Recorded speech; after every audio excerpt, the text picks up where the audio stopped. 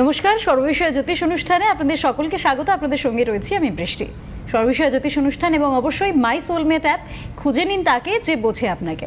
অবশ্যই অ্যাপটিতে গিয়ে ভিজিট করুন। এছাড়াও দাদার সঙ্গে সরাসরি যদি যোগাযোগ করতে চান তার জন্য একটা বুকিং নাম্বার রয়েছে, সেখানে বুকিং করতে হবে। 1 তারিখ থেকে বুকিং শুরু হয়ে গেছে। 10ই জুন দুর্গাপুর এবং 11ই জুন আসানসোল, এই দুটো জায়গায় দাদা থাকবেন। সেখানে আপনারা বুকিং নাম্বারটা স্ক্রিনে যাবে, সেখান থেকে নাম্বার নিয়ে বুক করে নিতে পারেন নিজেদের স্লট। শুরুতেই যেটা বলার সেটা হচ্ছে, যেমন দাদার জন্য স্লট বুক করবেন, আপনারা কথা বলবেন তার সঙ্গে, অ্যাপ ভিজিট করবেন, তার পাশাপাশি সিটিভিএন একেডি প্লাস তার ইউটিউব চ্যানেলটাও সাবস্ক্রাইব করতে হবে, যাতে সর্ববিষয়ে জ্যোতিষ অনুষ্ঠান যখন পোস্ট হবে তার সবার ফার্স্ট নোটিফিকেশনটা যেন আপনার কাছে পৌঁছয়। এবার আসি আজকের আলোচ্য বিষয়ে।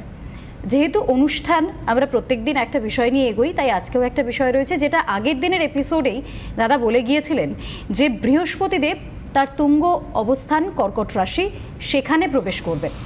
সেখানে দেশ দশের কি হবে না হবে সেই সবটা অ্যাজ আ অ্যাঙ্কার আমার খুব বেশি বলা উচিত নয়। যারা বলতে পারেন, যিনি বলতে পারেন এবং যার কথার বিশ্বাসযোগ্যতা অনেক বেশি, চলুন তার থেকেই শুনে নিই সবটা। আমার সঙ্গে এই মুহূর্তে রয়েছেন জ্যোতিষ এবং সংখ্যাতত্ত্ববিদ কৌশিক ডিকাশ্যপ। দাদা অনেক স্বাগত, নমস্কার। নমস্কার, সকলকে আমার আন্তরিক প্রীতি, শুভেচ্ছা, অভিনন্দন, বড়দের আমার শ্রদ্ধা এবং প্রণাম জানিয়ে আজকের অনুষ্ঠান শুরু করছি। ভাই, বৃহস্পতি না আকাশতত্ত্বের মালিক, পাখাটা লাগাও, না তো একটু পরে ঘেমে বৃহস্পতি মোটামুটি আমাকে মাটিতে ফেলে দেবে আকাশ থেকে। যাই হোক, এটা আপনাদের বললাম না, আমার ভাই দাদাদের বললাম, কারণ প্রচণ্ড গরম তো, আর 1.5 দিন বৃষ্টি দিয়ে গরমটা আরও বেড়ে গেছে বলে মনে হচ্ছে। অ্যাকচুয়ালি এরকমই গরম চলার কথা, চিন্তিত হবেন না। বৃহস্পতিদেব কর্কট রাশির ঘরে ঢুকেছেন, যে ঘরটা তুঙ্গস্থান আপনাদের। মোটামুটি চর্বিত চর্বণ করবো না, কৌশিক ডিকাশ্যপ চর্বিত চর্বণের মধ্যে থাকে না, আপনারা জানেন। সুতরাং যারা বিলিয়নিয়ার হবে, মিলিয়নিয়ার হবেন, তারা তো শুনে ফেলেছেন, তারা খুব মহা আনন্দে আছেন। আকাশ থেকে টাকা ঝরে পড়বে, সব আপনার ব্যাঙ্ক অ্যাকাউন্টে ঢুকে যাবে। কারণ মাটির তলায় আর বস্তা নিশ্চয়ই রাখবেন না, মাটি করে টাকা আশা করি অ্যাকাউন্টেই রাখবেন। বলবেন না আকাশ থেকে পড়েছে। এই জ্যোতিষশাস্ত্রী বলেছিলেন বৃহস্পতিদেব কর্কটে ঢুকলে আমি বিলিয়নিয়ার হব, তাই আমার বাড়ির ছাদে পড়েছে, আমি সব কুড়িয়ে নিচ্ছি। প্রভু, আমি কোনো 2 নম্বরই করে এটা রোজগার করিনি। তা সেই সব তো শুনে ফেলেছেন, নতুন করে কিছু বলবো না। শাম্ভবী অ্যাস্ট্রো এই 2টো এপিসোড অলরেডি আপলোড হয়ে গেছে, 3rd এপিসোড আসবে অবশ্যই। সেখানেই মোটামুটিভাবে যেটা বৃষ্টি চাইলো, আমরা সকলে বৃষ্টি চাইছি, বৃষ্টি আমার কাছে চাইলো বৃহস্পতিদেব কি করবে ব্যক্তিগত জীবনে বা সামগ্রিক জীবনে। অ্যাকচুয়ালি দেখুন, এই যে বৃহস্পতিদেব আজকে রাত্রিবেলা কর্কট রাশির ঘরে প্রবেশ করেছে, যেটা তার তুঙ্গক্ষেত্র। কর্কট রাশির ঘরটা কি, আমি সিম্পল বলি, কর্কট রাশির ঘরটা হচ্ছে সমুদ্র। কারণ 3টে জলরাশি আমাদের জোডিয়াকে আছে, একটা বৃশ্চিক, একটা মীন, একটা কর্কট। মীন রাশিটাকে আমি বলি নদী, কর্কটকে বলি সমুদ্র, আর বৃশ্চিককে বলি নর্মাল ঝিল, পুকুর, বড় পুকুর যেরকম হয় সেটা হচ্ছে বৃশ্চিক। সুতরাং সেই সমুদ্রের জল অর্থাৎ কর্কট রাশির গৃহে বৃহস্পতি সবথেকে প্লিজড থাকেন বলা যায়, খুব আনন্দে থাকেন। ওটা আনন্দময় কক্ষ বৃহস্পতিদেবের, যার ফলে তুঙ্গস্থান। অ্যাকচুয়ালি তুঙ্গস্থানে সবে মাত্র ঢুকেছেন বৃহস্পতি, ওখানে সুতুঙ্গী হন 5 ডিগ্রিতে, যেটা দেরি আছে, কিন্তু টোটাল ক্ষেত্রটাকে আমরা বলি তুঙ্গক্ষেত্র। সবথেকে অদ্ভুত বিষয়, গত বছরই মিথুন রাশির ঘরে যখন বৃহস্পতিদেব ঢুকেছিলেন বৃষ থেকে মিথুনে, তখনই বলা আছে, শাম্ভবী অ্যাস্ট্রোও বলেছিলাম, সিটিভিএনের পর্দাও বলেছিলাম, বৃহস্পতিদেব আগামী 8 বছর চলবেন অতিচারী মোশনে। অর্থাৎ স্পিড, সাধারণভাবে বৃহস্পতি 1 বছর কিছুদিন একটা রাশির ঘরে থাকেন, কিন্তু গত বছর থেকে বৃহস্পতিদেবের যে অ্যাক্সিলারেট মোশন শুরু হয়েছে, অতিচারী মোশন, সেখানে বৃহস্পতিদেব এই 1 বছর সামথিং দিন কেবল একটা রাশির ঘরেই থাকছেন না, সেটা পরবর্তী রাশিতে যাচ্ছেন, আবার বক্রী হয়ে আবার আগের রাশিতে ফিরছেন। অর্থাৎ ভয়ঙ্কর স্পিড যাকে বলে। এবার বৃহস্পতিদেব সব থেকে বিগ প্ল্যানেট, তাই না, আমাদের এই জোডিয়াক সিস্টেমে। বৃহস্পতিদেব মানেই ওই যে বললাম যে আকাশতত্ত্বের মালিক, তো হাওয়া একটু না থাকলে প্রোগ্রামটা করতেই ভালো লাগবে না। কারণ আমরা যখন হাওয়া বাতাস বয় না, আমরা কি বলি, বাবা আকাশটা যেন বুকের কাছে নেমে এসছে, তাই না, কিরকম হাঁসফাঁস লাগে আমাদের। সেই জন্য এটা হাওয়া বইয়ে নিলাম আর কি, যাতে আপনাদের সাথে কথা বলতে সুবিধা হয়। তা এখন ভেরি গুড প্লিজেন্ট লাগছে। তা বৃহস্পতিদেব আকাশ তত্ত্বের মালিক, আকাশে কি আছে সব, এক্সপ্যানশনের মালিক, যার ফলে বৃহস্পতিদেব নর্মাল জ্ঞান বিদ্যা প্রজ্ঞার মালিক, বৃহস্পতিদেব ইকোনমির মালিক, ফাইন্যান্সের মালিক। সেই ফাইন্যান্স কিন্তু ইনকাম না, ধন। সুতরাং ইকোনমির ওভারঅল মালিক হচ্ছেন জুপিটার, বৃহস্পতিদেব অ্যাডমিনিস্ট্রেশনের মালিক, বৃহস্পতিদেব রিলিজিয়নের মালিক। এই রিলিজিয়ান কিন্তু স্পিরিচুয়ালিজম না, বুঝবেন ভালো করে।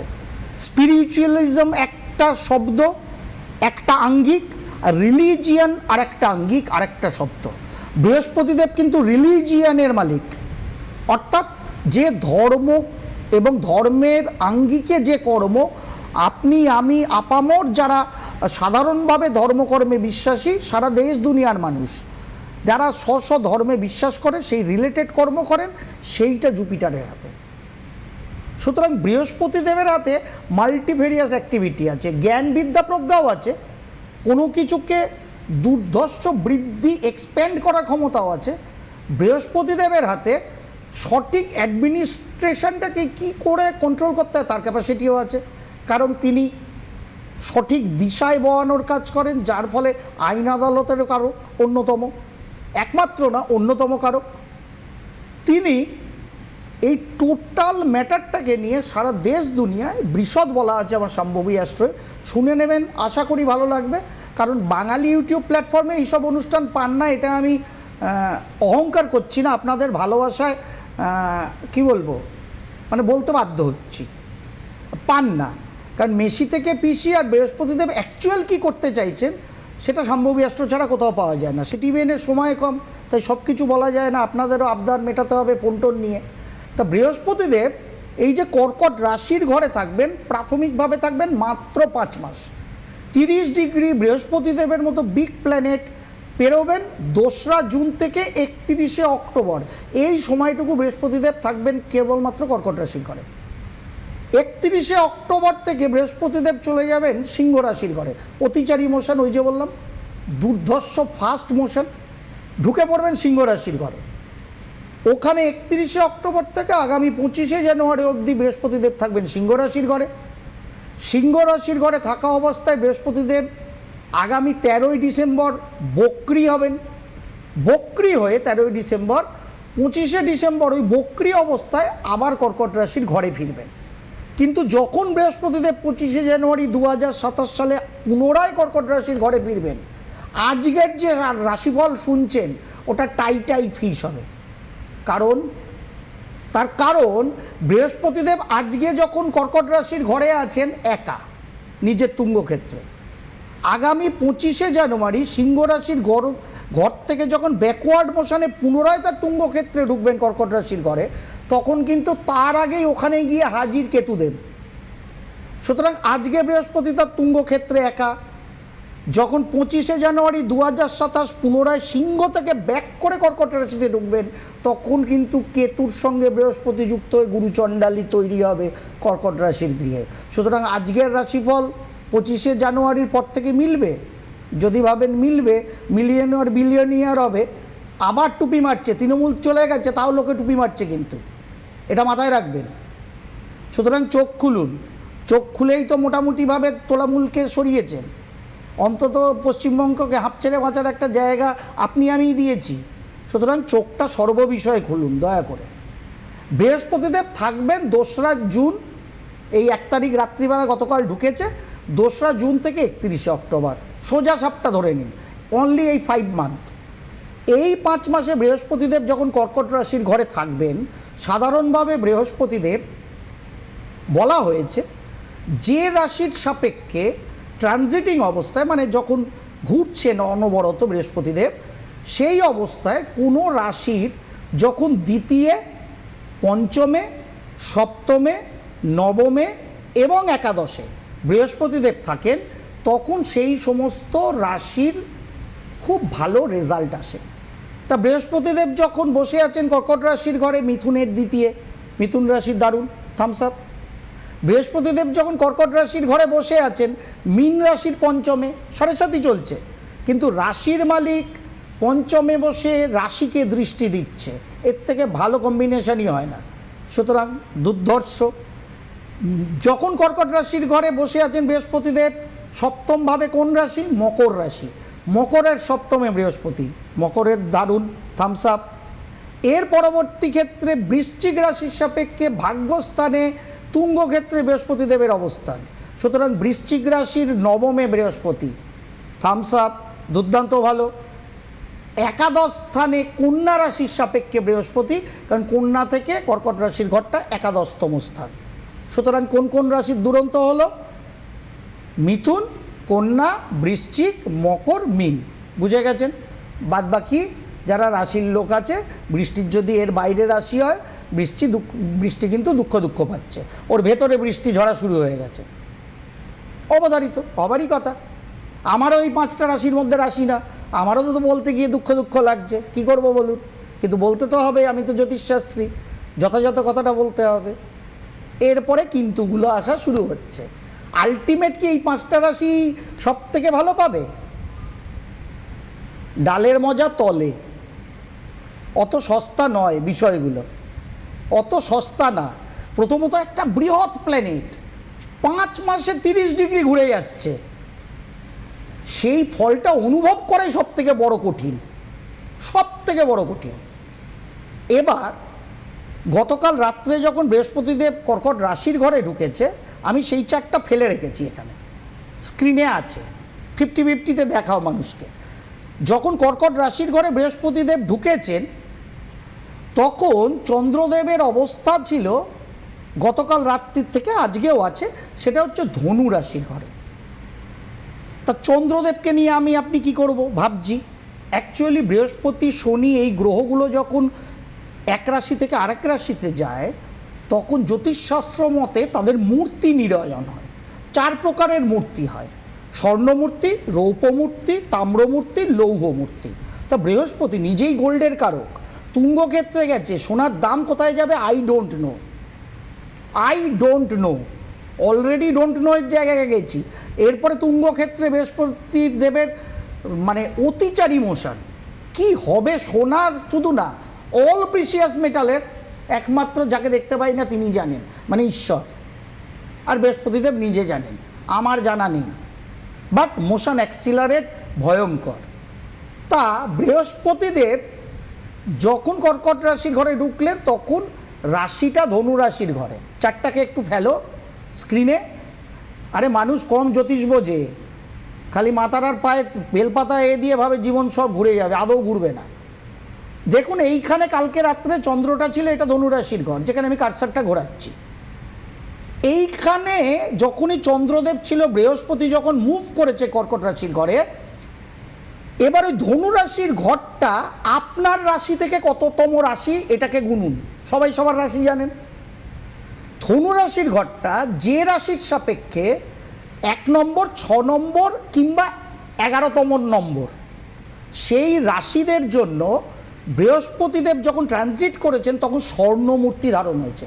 শাস্ত্রে বলছে বৃহস্পতিদেবের ট্রানজিটিং মোশনে যদি স্বর্ণমূর্তি ধারণ হয় যে রাশির সাপেক্ষে, সেই রাশির দুর্দান্ত ফল লাভ হয়। এবার দেখুন মজাটা, ধনু রাশির সাপেক্ষে বৃহস্পতিদেব কোথায় গমন করেছে? 8ম ঘরে। ভালো না? বলিনি আমি 5টা রাশির মধ্যে ধনু রাশির নাম।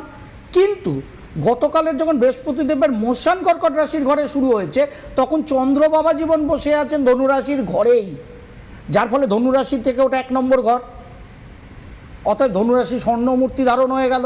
সুতরাং 8মে থাকা বৃহস্পতির যে নেগেটিভ, টাই ফিস হয়ে গেল, কারণ স্বর্ণমূর্তিতে তো দুর্দান্ত, ফ্যাবিউলাস। সুতরাং নেগেটিভ চলে গেল, কার ভোগে আমি জানি না, শেষ। অতএব আনন্দ পেলেন না ধনুরাশির লোক? আসুন, এরপরে চন্দ্রটা যাদের ষষ্ঠে, কাদের থেকে ধনুরাশির ঘরটা ষষ্ঠ? কর্কট রাশির ঘর থেকে ধনুরাশির ঘর ষষ্ঠ।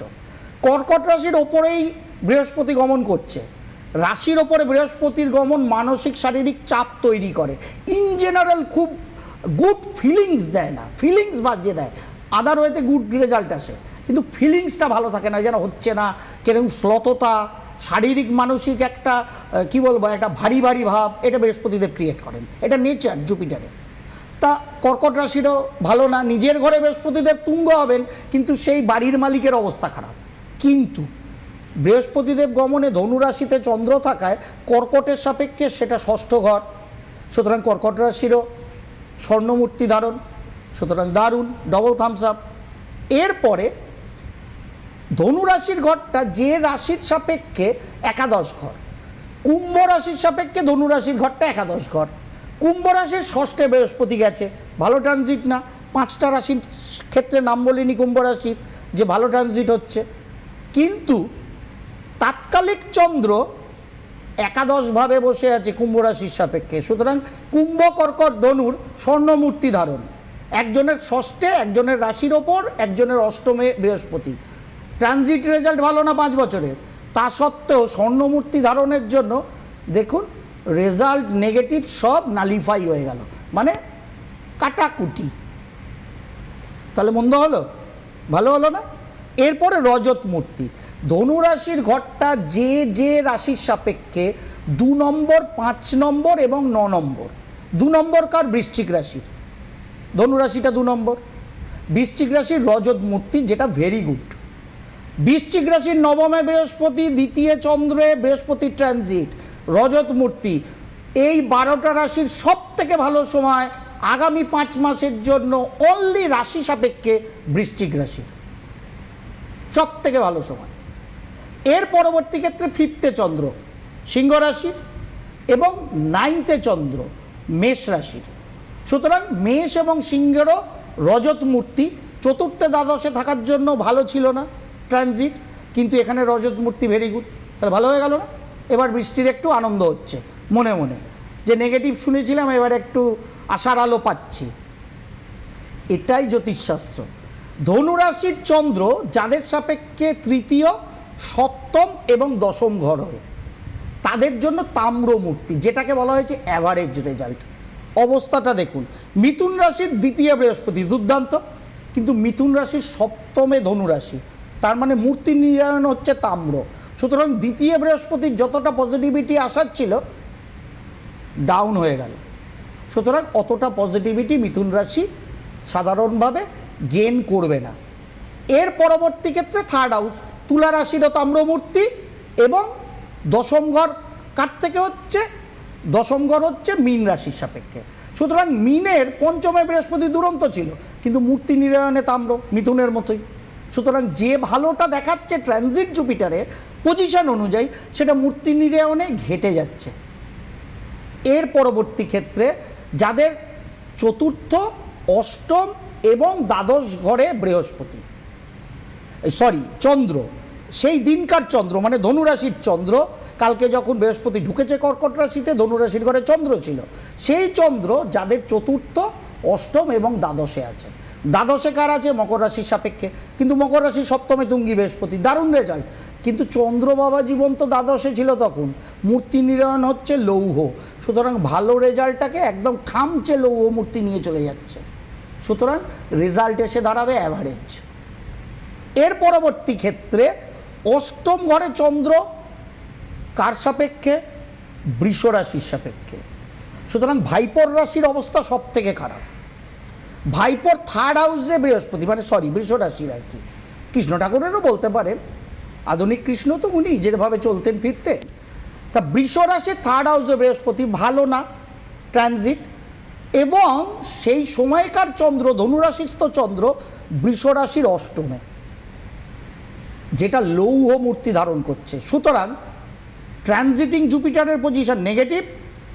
সেই সময়কার ধনুরাশিস্থ চন্দ্র 8মে লৌহ মূর্তি ধারণ, চরম নেগেটিভ, মানে দুটো নেগেটিভে এখানে অঙ্কের হিসাব হয় না, জ্যোতিষের হিসাবটা উল্টো, নেগেটিভ নেগেটিভে বিগ নেগেটিভ।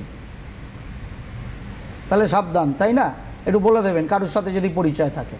আর এর পরবর্তী ক্ষেত্রে হচ্ছে 4র্থে চন্দ্র যাদের ধনুরাশিতে, সেটা তুলা রাশির 10মে বৃহস্পতি, খুব ভালো না, সঙ্গে কন্যা রাশির 4র্থে চন্দ্র, একাদশে বৃহস্পতি, দুরন্ত রেজাল্ট ছিল, কিন্তু মূর্তি নিরায়ন হচ্ছে লৌহ, সুতরাং যতটা প্রাপ্তি এক্সপেক্ট করছেন কন্যা রাশির মানুষ সেখান থেকে পরিমাণ লৌহ মূর্তি ধারণে কিন্তু কমে যাবে। ডিটেল এগুলো সব বলা আছে। দেখুন, বৃষ্টি প্রচুর হবে, কারণ জলরাশিস্থ বৃহস্পতি ঢুকে গেছে মীন রাশিতে, অলরেডি জলরাশিতে শনিদেব আছেন।